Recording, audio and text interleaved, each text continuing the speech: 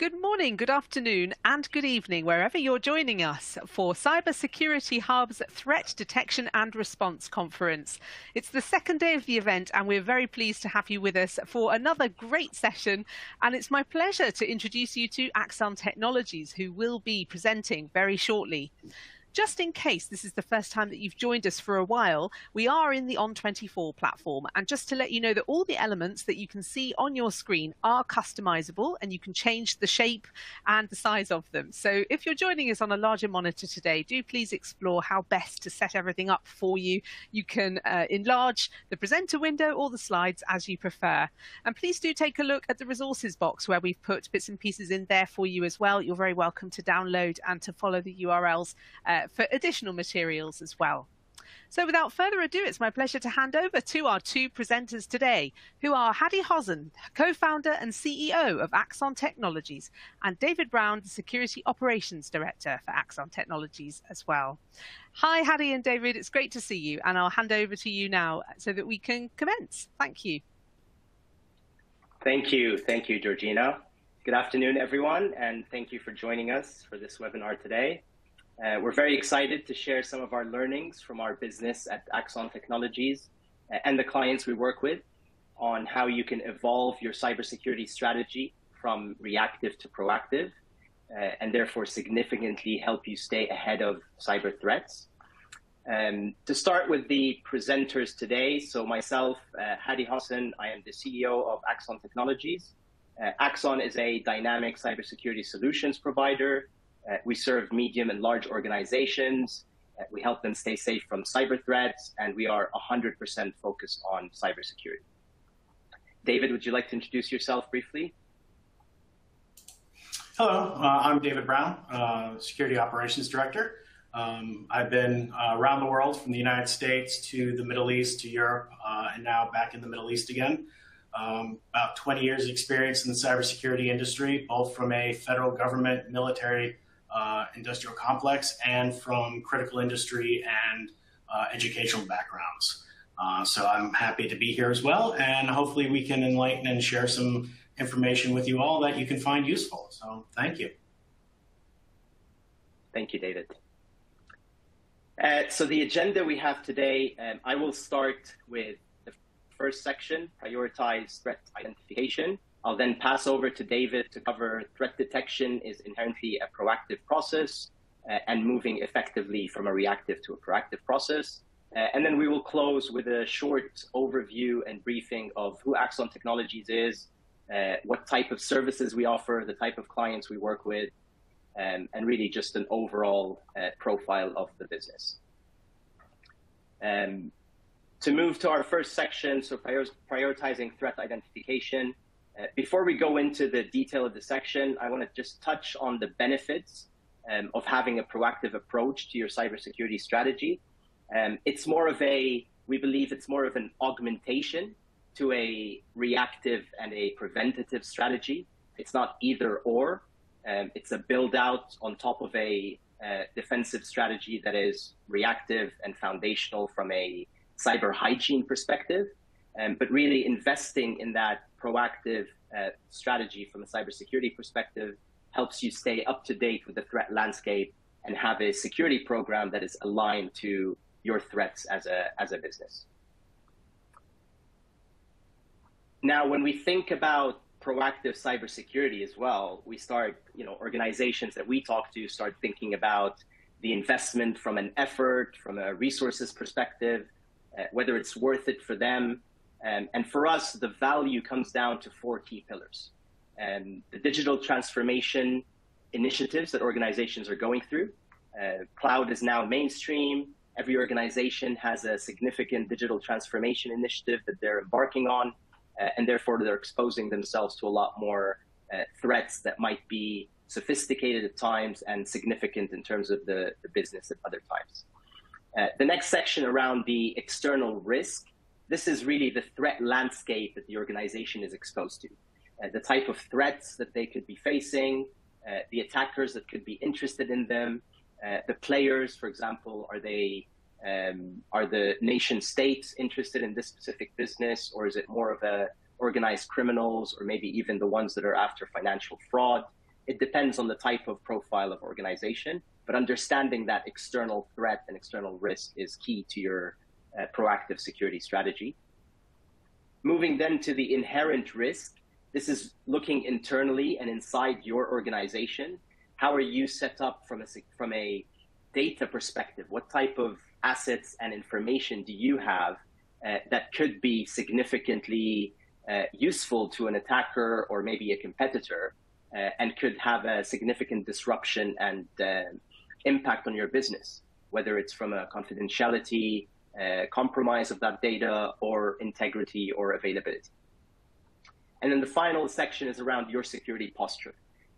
As I mentioned earlier, having a proactive strategy assumes that you have already invested in a specific security maturity. You have the cyber hygiene controls in place. You've already embarked on hardening your systems and ensuring that those controls are in place.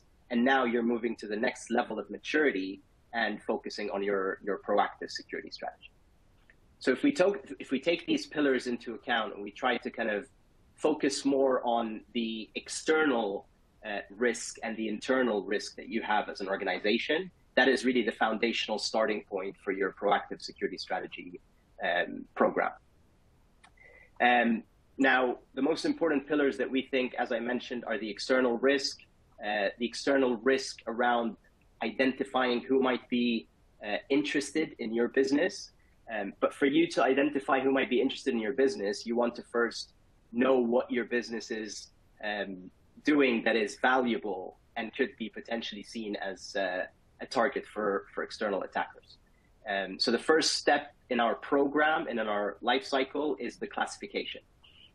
Classification for us is both data and asset classification, trying to identify with discussions that are cross-functional across the business, not just from an IT or a security perspective. It actually takes feedback from business units that are more customer facing, maybe the ones that are finance or strategy related, and coming together to understand and agree what are the assets that are valuable to our business, what are the assets that could potentially, if they were compromised, cause a significant business impact to our reputation, to our regulatory environment, and which are the assets that are valuable to attackers today. If they were in the public domain, they could be valuable to an attacker to utilize maliciously or resell in different forms. So having that understanding of your data assets and classification is usually the first step that we would recommend as you go into that proactive strategy. The second step is the footprinting. Footprinting is really about identifying all the different locations and all the different environments where that data that you've just documented resides in. It could be your on-prem environment, it could be your cloud environment, it could be your suppliers that are handling this data on your behalf. It could be even or environments that you have no control over that have been spun up because of the ease of cloud today. So trying to digitally footprint where those assets are will give you an inventory of where you want to focus your proactive security strategy. We then move into the surface. So surface for us is really about reducing that attack surface. So trying to kind of, based on that inventory, based on where those assets are, identifying the fixes, whether they are quick wins or some architectural fixes that you can apply to your environment to reduce that attack surface. This goes back to the hygiene point that I mentioned earlier. We want to make sure you're focused on that as a first step on your road to a proactive security strategy.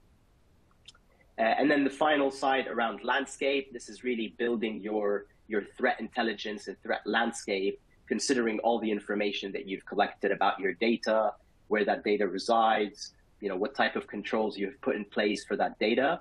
Now you're in a position where you can start documenting your threat scenarios, which is the prioritized types of threats that you think could impact you as a business, who the attackers are that could be following those threats, and it gives you an ability to go out and get some threat intelligence that aligns to those priority threat scenarios. So I'm going to go into just a little bit more detail on each of those points. We have a couple of slides that cover them a little bit more, including the benefits.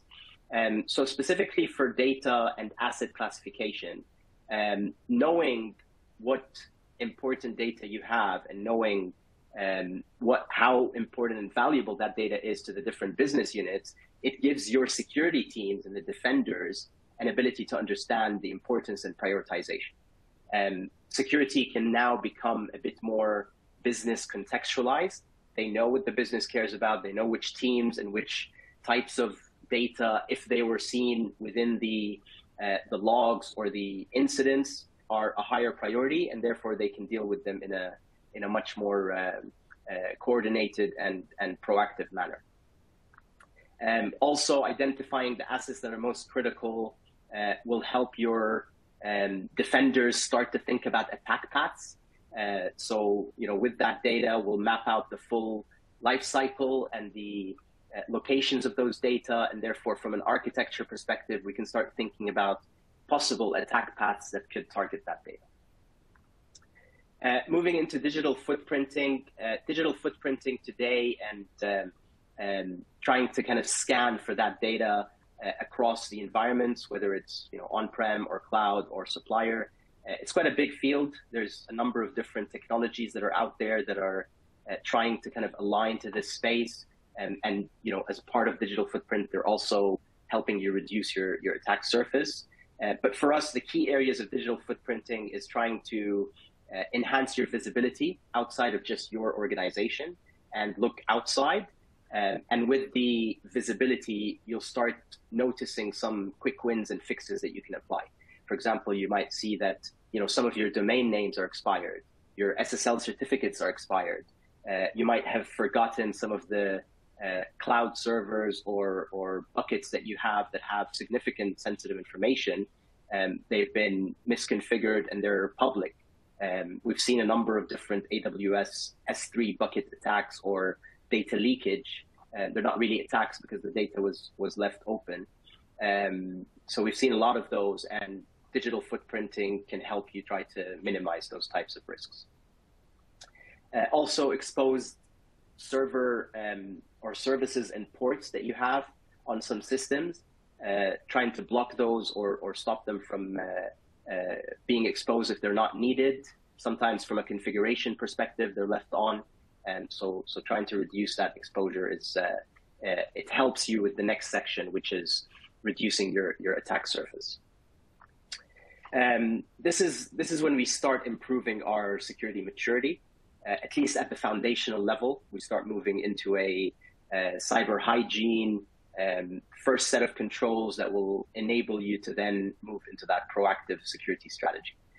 When we talk about reducing attack surface, we're talking about things like you reduce the amount of code that's running on a application or system to only the needed and the relevant code. We're reducing the entry points that are available to users that might not be trusted. We are eliminating and disabling services that maybe are only required by a few people, so that we only enable them on demand or areas such as that. And by having that sort of reduction of attack surface, we are reducing the risk of failures. We're reducing the entry points that an attacker has to our environment. And that, in a way, ends up in a reduction of your risk overall from a security perspective. Now that we have all of that information, we've done the first level of fixes, we move into the threat landscape development. It's one of the core components of a proactive security strategy is understanding your threat landscape, understanding the profiles that exist in that threat landscape interested in your organization, and having that drive your security program. When we think about threat landscape, we're thinking about threat intelligence, and not just threat information, but actually information and data that has been analyzed, that has been packaged in a way that works for your organization, and now it's actually intelligence that you can use and you can act upon. We think about it in different formats. It could be strategic threat intelligence, where it's really about geopolitical threat reports, maybe something around the locations and geographies you operate in as an organization, the threat profile of those regions and geographies.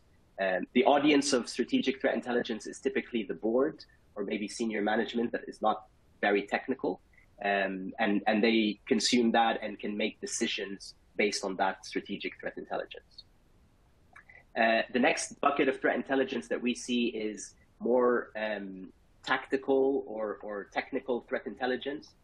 This is really around the attacker techniques and tactics that are being used, whether it's recent attacks or recent incidents, and other organizations that have assessed those incidents like Mandiant or CrowdStrike or Cybereason. They release their reports, and the reports usually have very detailed description of the attacker techniques, tactics, and procedures, and those can be used as part of your intelligence in the organization. And the final bucket is more the operational threat intelligence. So this is really the indicators of compromise, indicators of compromise that you can just integrate into your security controls. You can integrate into your endpoint detection response technologies or your SIM to be able to protect yourself immediately or detect the threats that are happening in your organization before they impact you significantly. Once you have that threat intelligence program defined, you can start applying threat intelligence across the different teams. So here we're thinking about how can threat intelligence start to enable a more proactive security strategy. The first step is to identify your objectives and your intelligence requirements. And again, that's defined based on your assets, based on your digital footprinting, based on the reduction of your attack surface. You get to a point where you know the type of threat intelligence you need for your business. You define where you're going to collect that threat intelligence from. Is it going to be external threat intelligence feeds, organizations that can give you that feed, or is it going to also be a combination of internal and external? Once you analyze and are able to disseminate that threat intelligence, there are a number of different stakeholders across your business that will be able to use that. For example, I mentioned the board. The board will be interested in, or the leadership team and the board will be interested in strategic threat intelligence. Your risk department will be interested in the type of threats that have been impacting other organizations in the industry so that they can integrate that into their risk assessments. Your incident responders will be interested in other incidents that have occurred so that they can update their knowledge and their experience of different types of techniques. And then your SOC and vulnerability management team are interested in the more operational threat intelligence. So indicators of compromise, vulnerabilities that have recently been exploited, so they can kind of be more proactive in the way they handle things as a security department. So this first section is really about setting the scene around being proactive.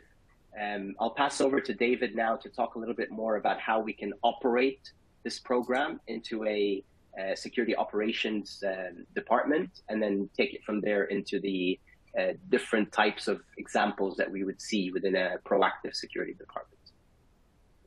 Over to you, David. Thank you, Hadi. So now we're going to talk about kind of threat detection and the inherency around proactive processes around that, right? So first we're going to look at kind of the traditional model, right? A security operations center is a traditionally alert-centric organization, right? It's a reactionary. We have rules, we have signatures, they get correlated based on events, and from there something is triggered and a human or a machine then looks at it and makes a decision. Is this good, is this bad, type of thing. And that's necessary, right? We still need to make sure that we have alert-centric systems running in our security operations, right? It's about moving into a hybrid process with the addition of discovery-centric processes piggybacking on top of those alert-centric models, right? We want to grow from that reactive into a more proactive environment, right? And we can do that through generally what we refer to as fusion centers, right? Where we're bringing in more than just the alerts. We're bringing in external information, this would be your threat intelligence.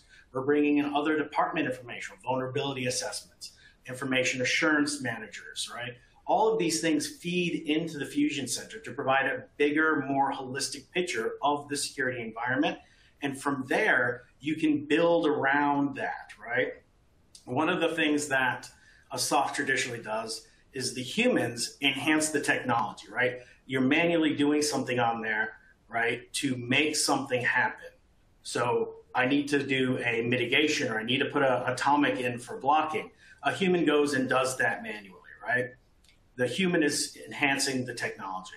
Where in a Fusion Center, we want that the other way around. We want the technology to always be enhancing the people, right?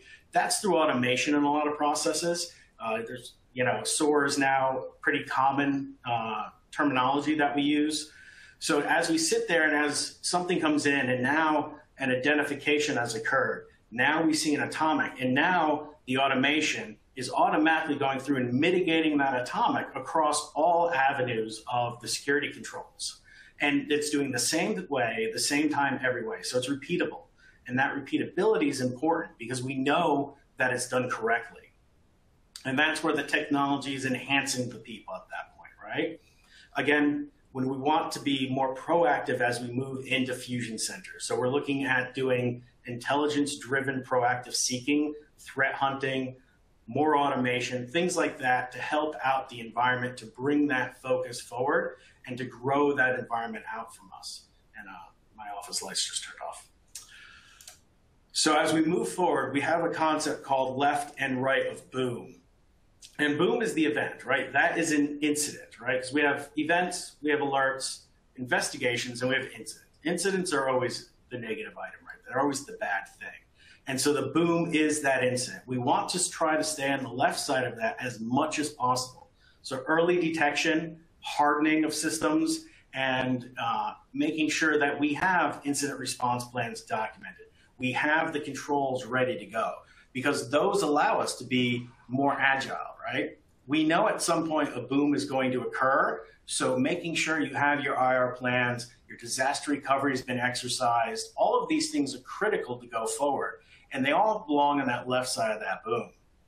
And then once it happens, and as we move forward there, right, we now are more proactive in that response. We know how the IR work. We know where the forensics is going. We know how to handle that event, right?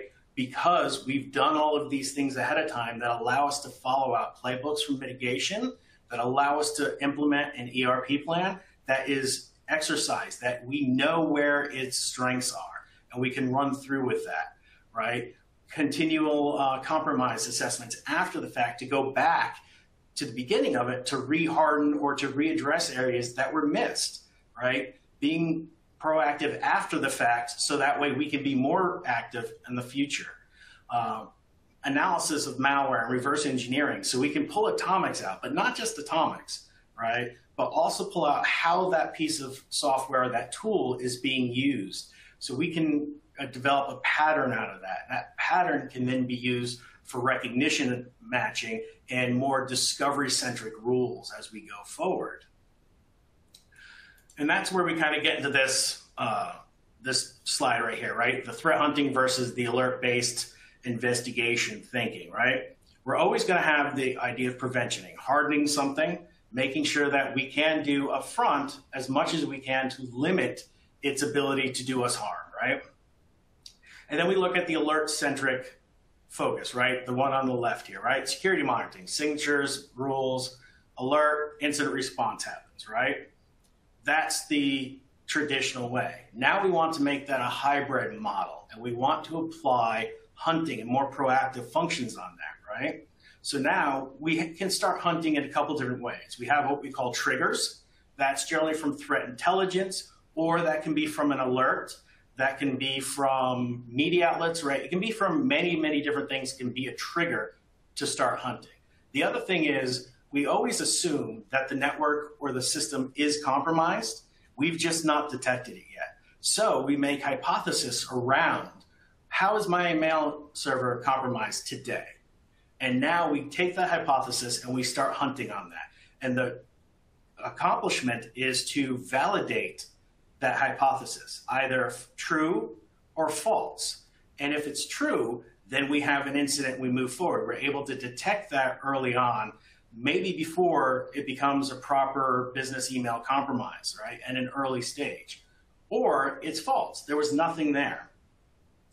But the hunt was good. So we can then automate that, put that into a pattern recognition, use the systems to try to do that more routinely in a more automatic function.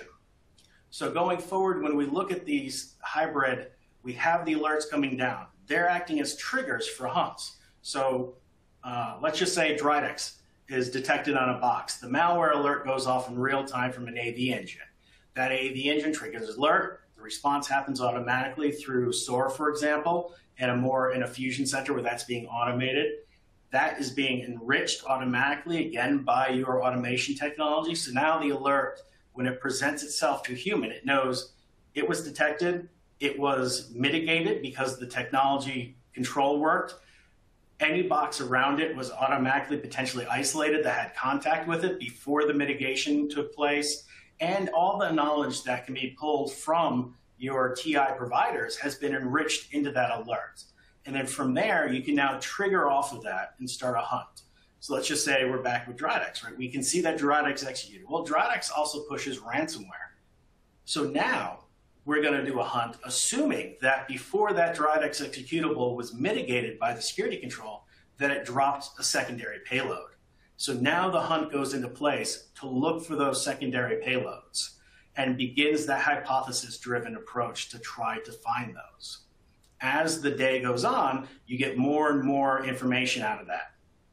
And you bring that back in, and you then re-hypothesize around that. Nothing was found for this.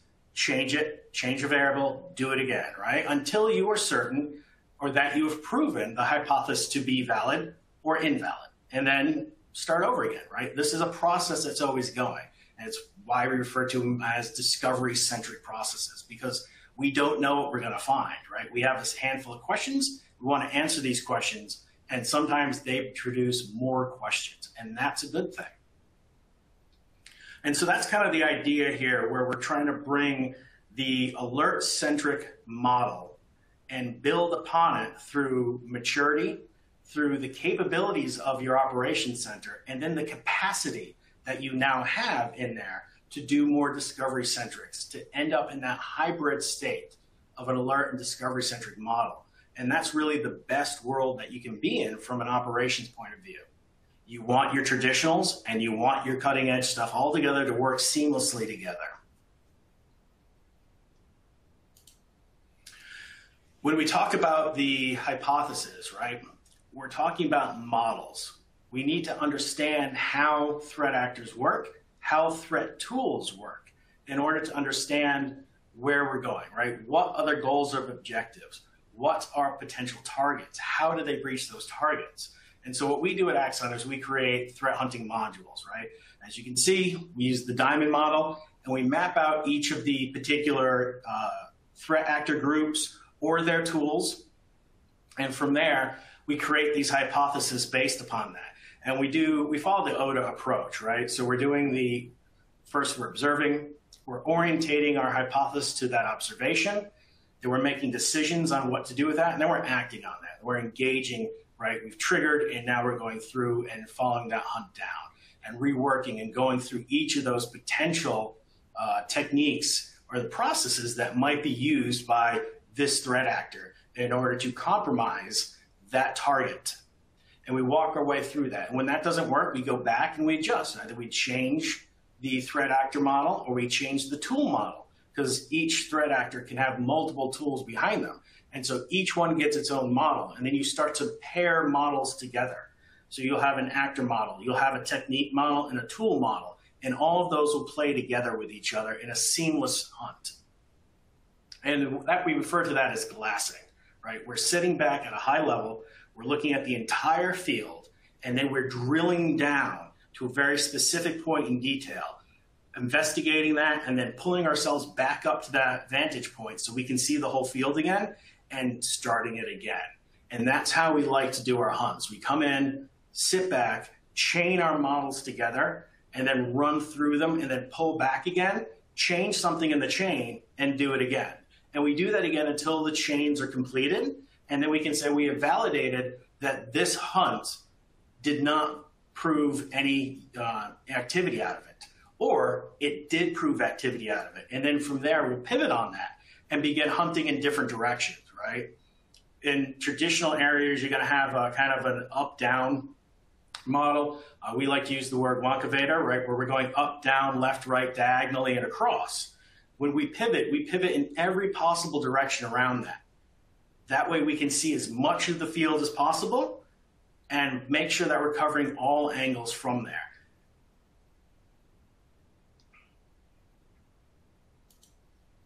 And that kind of moves us into the more reactive area and the proactive environments there. And the first area that we're going to talk about here is going to be managed alert processes, right? There's several different models you can use to manage your alert process, right? We choose an automation-based process, right? So we have our client's environment coming in, events. And again, event is a neutral thing. Those events enter our automation platform and our awareness platforms. And then from there, they get curated into alerts through correlations and enrichments. That goes into our triage engine. The triage engine is in making decisions, right? Again, these are the technologies enhancing the people. And then from there, the correlation comes in. The triage engine said, here's an atomic. The atomic is more than 48 hours old. It's known by more than 3 security vendors. We use one of those security vendors, and that was updated to detect that atomic 24 hours ago. And the atomic was mitigated by the security control and closed. That would then move to the closed and logged, all right? The next area is the trigger happens, triage happens, the atomic's unknown. The security control did not react to it or reacted after the fact, right? And you can see that with a lot of tools. I'm not going to mention anyone's name, but they're a big email scan engine. And after the fact that they've delivered the mail to the end user, an hour, 2 hours later, it comes back and says, oh, that email was malicious, right? And so that's kind of an after the fact trigger. And so that then moves that triage down to a malicious event, right? That's an immediate human on there, right? That then goes into an incident. The next area is the in-between area. Do we know what it is? Is the enrichment good enough to make that decision automatically in the triage engine, or is it just questionable? And then that goes directly to an investigation process, and that's where the human comes in play again. And then from there, we follow through with those areas, right? Does it match our model? Are we chaining? We're pivoting around it to see what's going on. We're engaging our TI services. We're engaging our IAMs, right? And we're bringing everyone into play to do that investigation. And that investigation then determines, is this bad or is that good? All right. And then from there, we either go to incident or we go to notify or we go to close, right? Everything at the end of the day is always logged. That log then produces a knowledge base and historical inventory. So we can go back and say, when we're doing campaign tracking, when we're doing artifact retrospective threat hunting, right? And we can go back and say, hey, have we seen this before? And when did we see it? And what did we do? And was that the correct thing? And that comes into a big play when we do retrospective threat hunting, right? That's when your systems, your TIP and your SOAR, are automatically going through all of your records historically for atomics and seeing if it's seen any of those atomics in the past, and then pulling up those case orders and saying, what happened with this atomic? What did we do with it? Was that the right decision? And if it wasn't the right decision with the new information provided, we reopen that, we go back into that investigation process. That kind of takes us to where we refer to as it's an OTA-based, intelligence-driven cybersecurity fusion center layout, right? So we've mapped out all of the different areas that we do inside the center out to the OTA model. And then from there, we've paired them up with the different technologies and the different areas that we're doing, right? So we're observing, right? These are our detections. These are our alert-centric models coming into play, right? It's being enriched by threat intelligence. Those are triggers, remember? So we're going to look for triggers. We're going to look for alert centrics, and you can or cannot say that, UBA, user-based, activity is either discovery centric or alert centric, right? Once you've created a pattern and you've put it into a system, it's now an alert centric. It's an advanced alert centric system, but still an alert centric. Those then get all ingested and curated and moved up to the orientation. That's where the analysis, the triage comes in. More threat intelligence comes in on top of that if deep dives need to be done. Is the enrichment accurate? Is it been updated? The correlation engines are pulling all those things together and giving us a more refined view of what's going on. That's then passed to the SIM. That then gets put into either that alert path that we saw. Is it going to be closed? Is it going to be investigated? Is it an automatic trigger for an incident? That decision process happens, right? We use playbooks for mitigations, right? That way they're repeatable all the time. The process doesn't change. We know that this type of atomic needs this type of mitigations, and the SOAR does that automatically through the playbooks, right? And you can see that through the automations, right? The defense escalation automation, the enrichment automation, all those things are going on. And that's where the act's coming out. That's now happening at the endpoint, the network level, at the user level, right? We're quarantining, we're isolating, we're going through, we're moving out these different things and bringing them into play, right? We're pivoting around there saying, did this backdoor execute? Was there a connection out? What is the DNS? What is the IP traffic? What were the gateways doing, right? Bringing all that together to make those decisions and move forward, right? So this is kind of the model that we're running in. And you notice I talked about playbooks, and I talked about playbooks in the mitigation process, not the investigation process. Because playbooks are checklists, right? And when we're investigating things, we want to be more dynamic. We don't want a up-down playlist, right, for investigations. So we follow the Oscar model, right? The Oscar model is about, again, you can see we're big on loops here, right? It's about always having continuous process going on, right? We're orientating, we're strategizing, we're collecting all that evidence, we're analyzing that evidence, and we're reporting based on that, right? So as we go through these different areas, right, the Oscar model of investigation is question-based.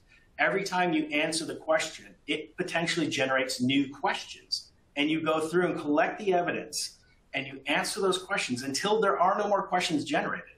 At that point, you have a very thorough investigation.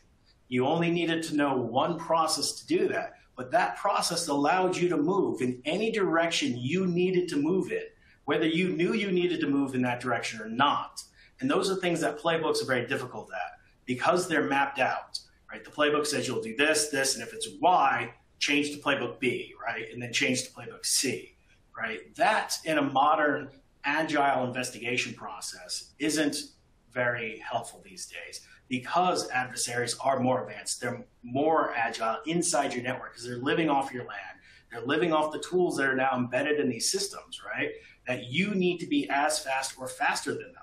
So Oscar allows you to do that. It allows that nimbleness to get in, move around, and see what you need to see and pull those back out so you can really get in there and feel what is going on.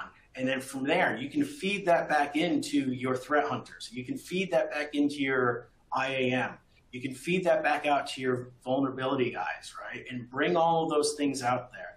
You can pivot out to your TI services for additional information, right? So say something did go out the door, right? But now you know where it went, and now you know that something left. You can put that out to your TI services so they can go out and start to look at it. Go back to your digital footprinting. Were there any buckets that were out there? Were there anything that could have allowed that to be potentially stored on an external server through either a web shell that was opened up that's now acting as a beachhead, right? All of those things are now visible inside your environment and throughout your environment because you had a more nimble, more agile process of doing it, but followed a very processed way of doing things via that kind of intelligence-driven OODA loop that we showed earlier. At this point, I'm going to pass it back on to Hadi and allow him to continue on. Thank you. Thank you, David. Thank you for the informative section. I'll just spend a couple of minutes talking about Axon Technologies and who we are. So Axon Technologies is a young company. We started in 2018. And we started with the idea that cybersecurity requires a new way of thinking to keep pace with the constantly evolving threats. This requires a combination of, or a fusion, more like what David was talking about, the Fusion Center. It's a fusion of threat research, technology, and subject matter experts delivering advanced services that can help identify and evaluate cyber risks, with the end purpose of protecting our clients in this digitally evolving world that we live in. We follow a tried and tested methodology that is enhanced by significant incident response experience that our team brings. Real world cyber attacks that we've responded to, we use that know-how and we bring it back into the organization, and we try to protect all the clients that we have from that real world know-how. Just a couple of things on the organization. So today we operate out of London, UK, and out of Dubai, United Arab Emirates. We have a fusion center in Dubai, in the UAE.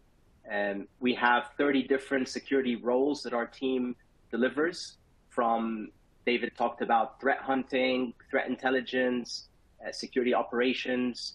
We also have proactive consultants, assessment consultants that are looking at the security operations program. Our team has built and run some of the Middle East's largest security operations centers in their career, predominantly in government and oil and gas. And we're taking that know-how and applying it across the clients that we serve. Today, the focus of Axon and our core business revolves around 4 key pillars, which is threat intelligence management, how organizations should be managing their threat intelligence and applying that across their business. Incident management, including incident response and monitoring, investigation, and triage.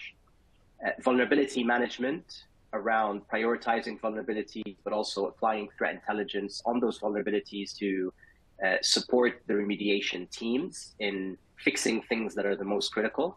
And cyber risk management. So helping organizations take the technical controls and the technical programs and translate them to business risk, to gain more investment and put in place a roadmap over a number of years. So that's really where we're focused as a business. We have clients typically from critical infrastructure, from government, oil and gas, manufacturing, transportation, and our clients are global. They operate across 50 different countries in that client base. They have operations in those different countries. So we serve both from a client perspective. We serve government organizations in the Middle East. We serve European financial service and critical services organizations, and a number of critical oil and gas and transportation type of organizations in the Middle East.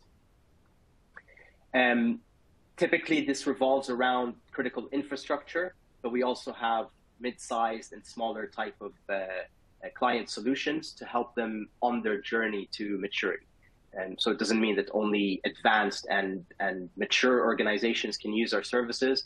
We actually have a way of working with smaller organizations and helping them through their maturity and through the different phases of their maturity as they grow, whether it's with virtual CISO type of offerings or more advanced security operations offerings.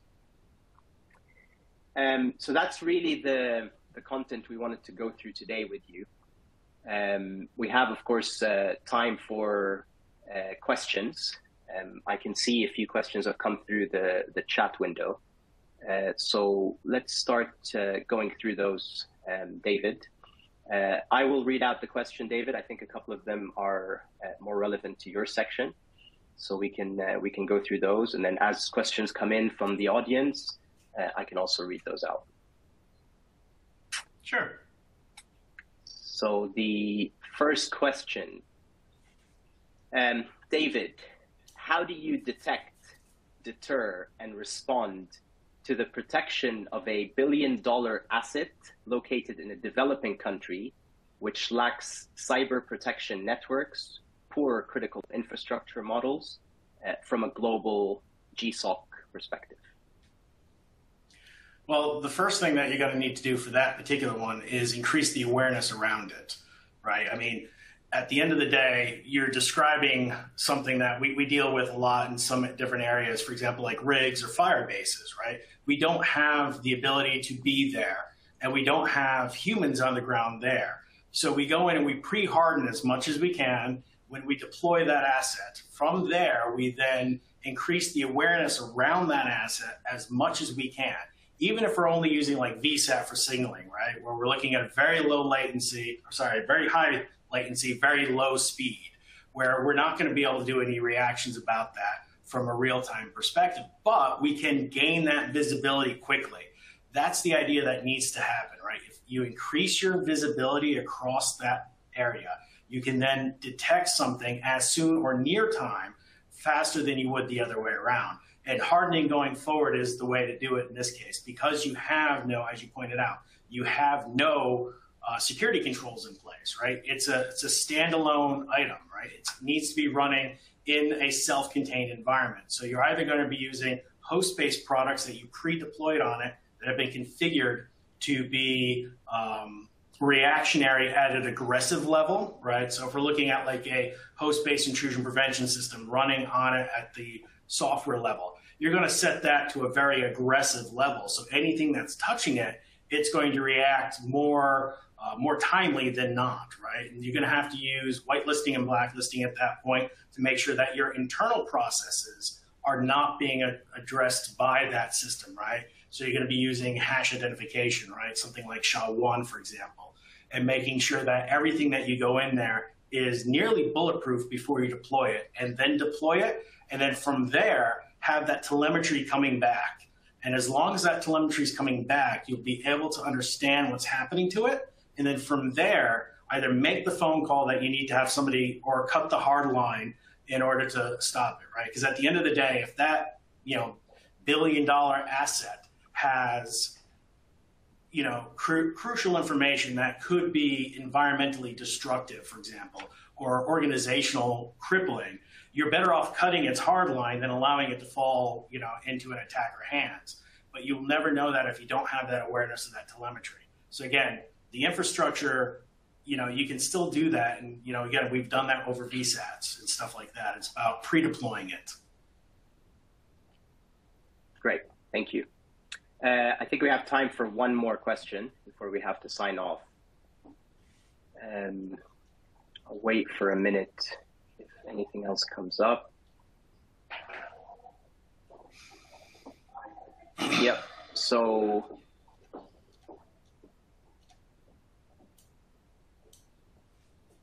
David, again, one for you.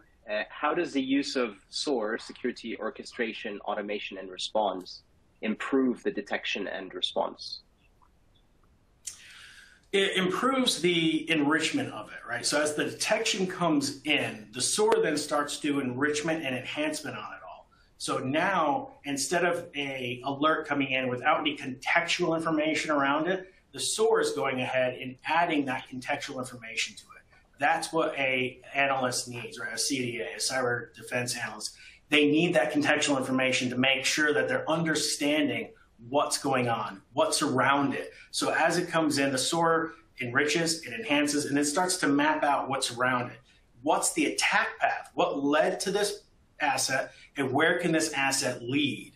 And that's the area that the SOAR really can shine when it comes down to looking at that proactive, because this asset might be popped, but we can see the attack path and we can see where it's going. And through identification and classification, as Hadi talked about, we know which ones we need to proactively act on and either deceive or degrade that attack going on. And the SOAR can do that automatically as well. Because again, remember I talked about using the SOAR and playbooks for automatic and automation on mitigations, right? So deception and degrading.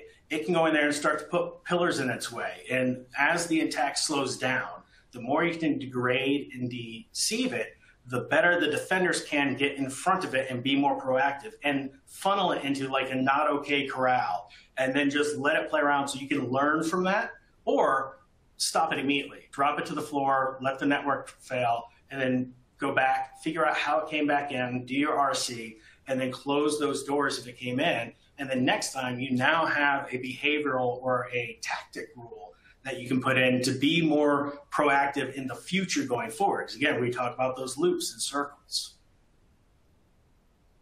Great. Thank you, David. And thank you, audience, for listening to us. We hope you found it useful. We will be signing off now. Thank you very much, everyone. Thank you so much to both of you, Hadi and David. Much appreciated. It's been great for you to hear your presentation. Anybody who has anything that they'd like to ask Hadi and David about, who hasn't actually managed to have their queries answered just at the moment, please do feel free to get in touch following this call. Alternatively as well, don't forget that you can watch the session back once we've closed via the same link that you've come in on, which will become an on-demand link. But for now, our warmest thanks to Axon Technologies and to David and Hadi for a great session today, and hope to see you back here very shortly. Thank you very much. Thank you. Thank you, Georgina.